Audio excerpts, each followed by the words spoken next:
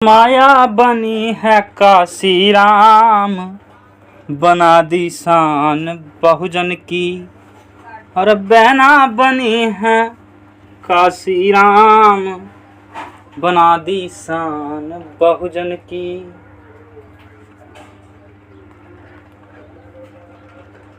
जय भीम, नमस्कार। मैं विकास कुमार और आप देख रहे हैं आपके अपना यूट्यूब चैनल बहुजन टाइम्स को।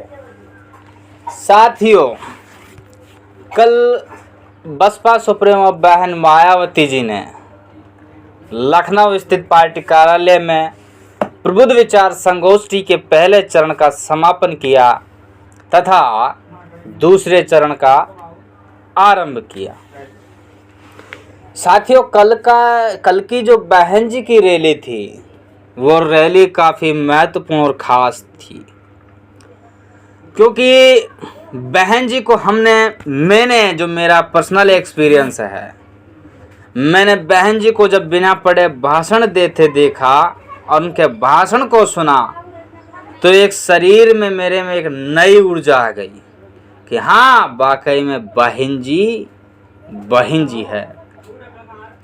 जब बहन जी आई प्रबुद्ध विचार संगोष्ठी को संबोधित करने, तो बहन जी का लाइव चल रहा था।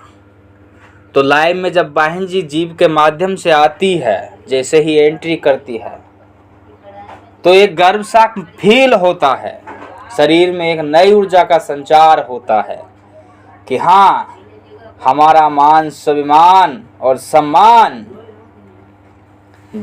बड़े ही गर्मजोशी के साथ आज की रैली को संबोधित करने आ रहा है। साथियों, बड़ा अच्छा लगता है, बड़ा सुकून मिलता है जब बहन जी अपने ठाट बाट के साथ किसी रैली को संबोधित करने आती है। मैं देखकर काफ़ी खुश हुआ, शायद आप भी खुश हुए होंगे। बहन जी की जो कल की रैली थी वो ऐतिहासिक रैली थी। काफ़ी गर्व महसूस हुआ जैसे ही बहन जी की प्रबुद्ध विचार संगोष्ठी में जैसे ही बहन जी की एंट्री होती है, बहन जी हाथ हिलाते हुए जनता का अभिवादन करती है। साथियों, काफ़ी गर्वित पल थे। आगे जब स्वागत की कड़ी में जब बहन जी का स्वागत कल्पना मिश्रा जी आती है, तो वो शंख और त्रिशूल देती है।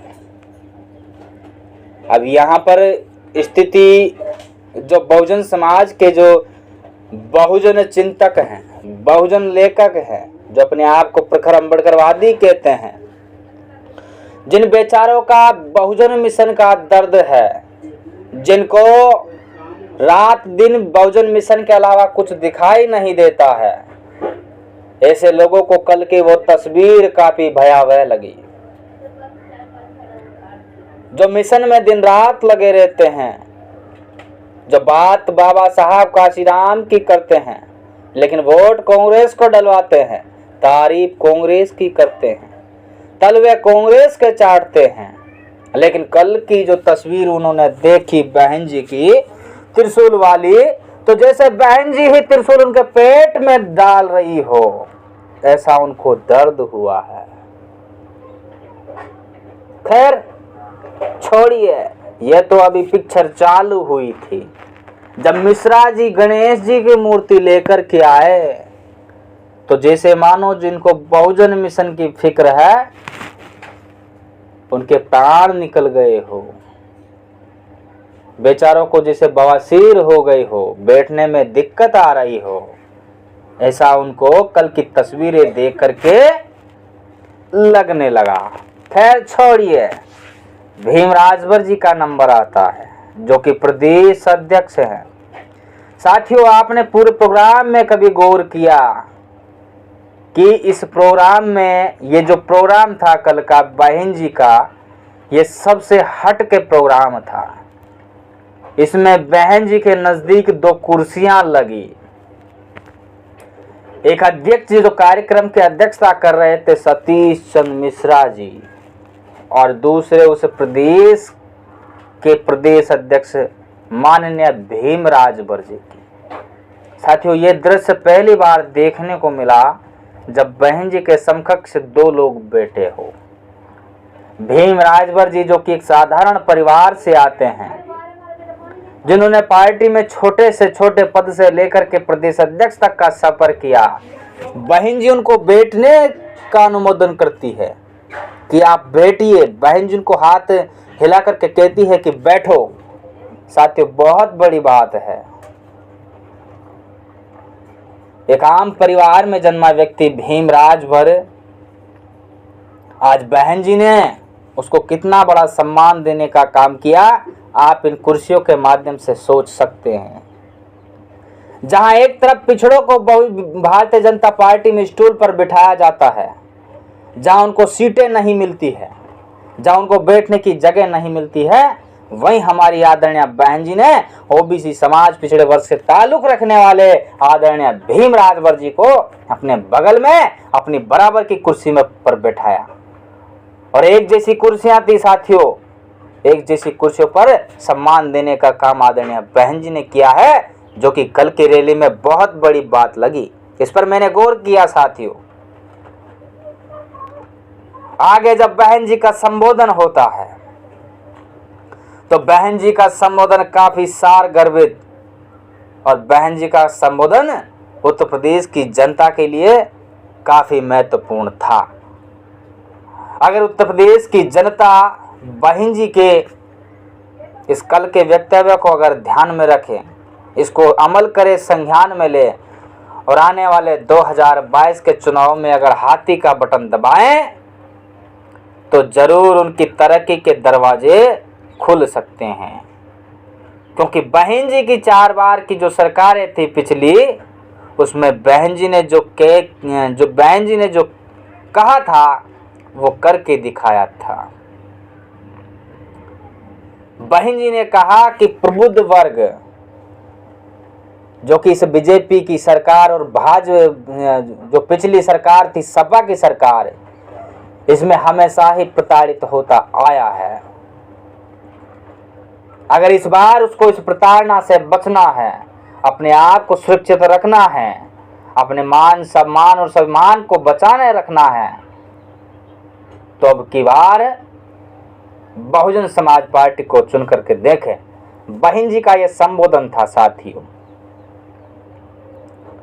बहन जी ने आगे कहा कि हम आज के जो हमारी 5वीं सरकार बनेगी, हम उसमें इमारत, मूर्तियां, पार्क, स्मारक नहीं बनाएंगे, बल्कि उत्तर प्रदेश की तस्वीर बदलने पर अब हमारा फोकस होगा। यानी क्लियर बात है, अब बहन मायावती जी उत्तर प्रदेश का 2022 का चुनाव विकास के नाम पर लड़ने वाली है।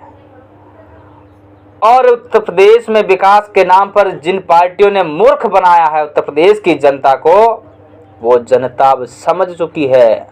अब भारतीय जनता पार्टी और बहुजन समाज पार्टी में ही 2-2 हाथ है। समाजवादी पार्टी कहीं फाइट में नहीं है।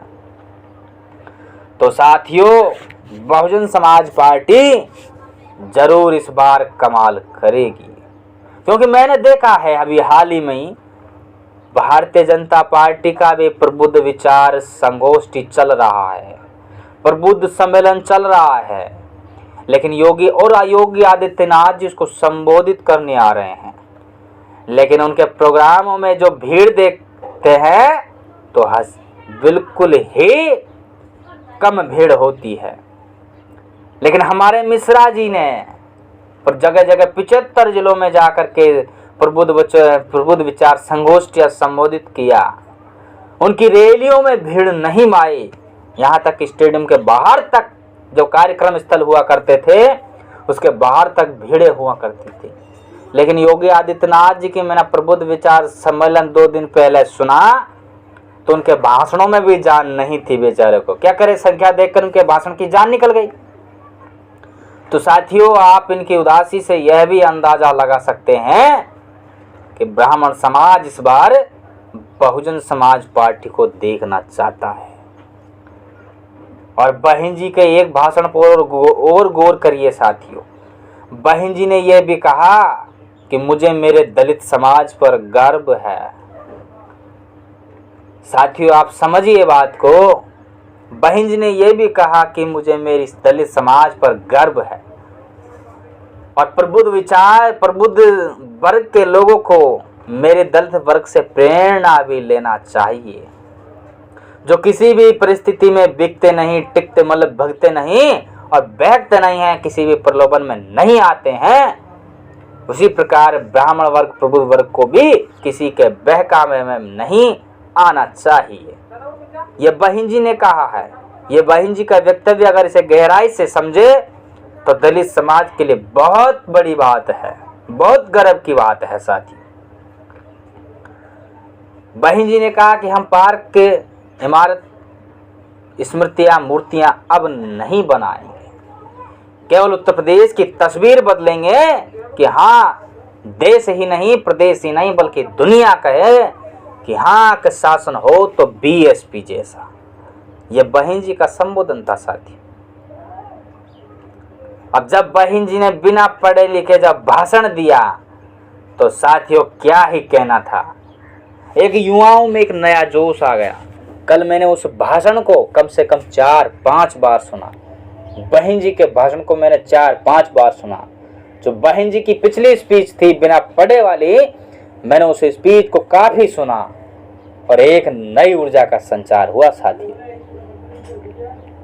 बहन जी ने कहा कि भारतीय जनता पार्टी जनता को गुमराह करने के लिए नई नई भाभियां लेकर आ रहा है।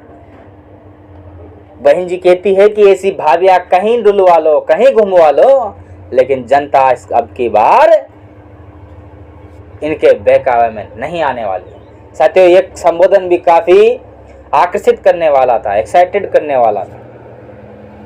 बहन जी ने आगे कहा, उन्होंने आरएसएस प्रमुख मोहन भागवत तक को नहीं छोड़ा। लोग कहते हैं कि बसपा भाजपा की बी टीम है, लेकिन बहन जी को देखो ना, बहन जी तो बीजेपी पर प्रहार नहीं करती, बल्कि जिसको बीजेपी ने पैदा किया है उस पर सीधा अटैक करती है। मोहन भागवत को डायरेक्ट कहा है, अगर हिंदू मुस्लिम एक है तो फिर उनके साथ सौतेला व्यवहार क्यों करती है सरकार, ये बताएं। तो साथियों, कल बहन जी ने किसी को नहीं छोड़ा और बहन जी ने यह भी कहा कि अगर हमारी सरकार आती है तो हम किसानों पर थोपे गए 3 कृषि काले कानूनों को किसी भी सूरत में लागू नहीं होने देंगे। साथियों, बहुत बड़ी बात है।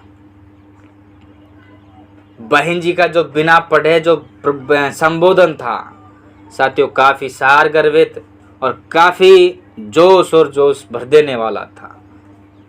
बहुत ही अच्छा लगा। बहन जी को इस बार उत्तर प्रदेश का मुख्यमंत्री बनने से कोई नहीं रोक सकता। यह लिखे ले लो साथियों, क्योंकि बहन जी अब विकास के नाम पर अब उतर चुकी है और दलों को तो अटैक दे दिया है। दलों को double attack, double attack, double attack, double attack. Double attack कैसे साथियों?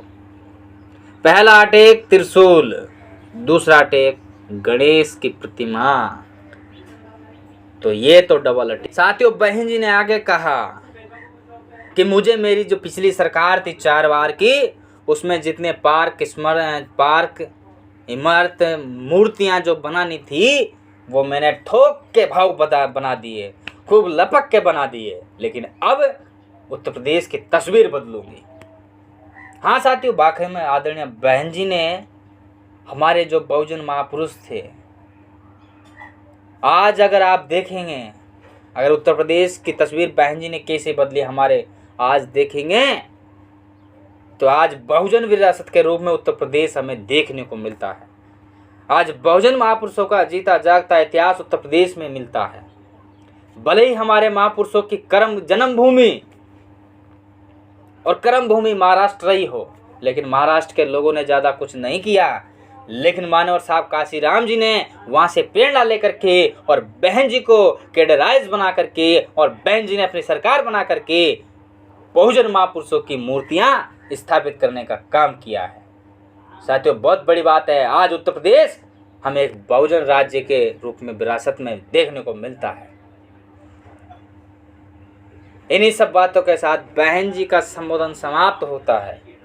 बहन जी फिर हाथ हिलाते हुए लोगों का अनुमोदन करती है और जनता में साथियों इतना जोश कि पूरा हॉल बहन जी संघर्ष करो हम आपके साथ हैं, बहन जी संघर्ष करो हम आपके साथ हैं, पूरा हॉल इस प्रकार के नारों से गूंज उठता है।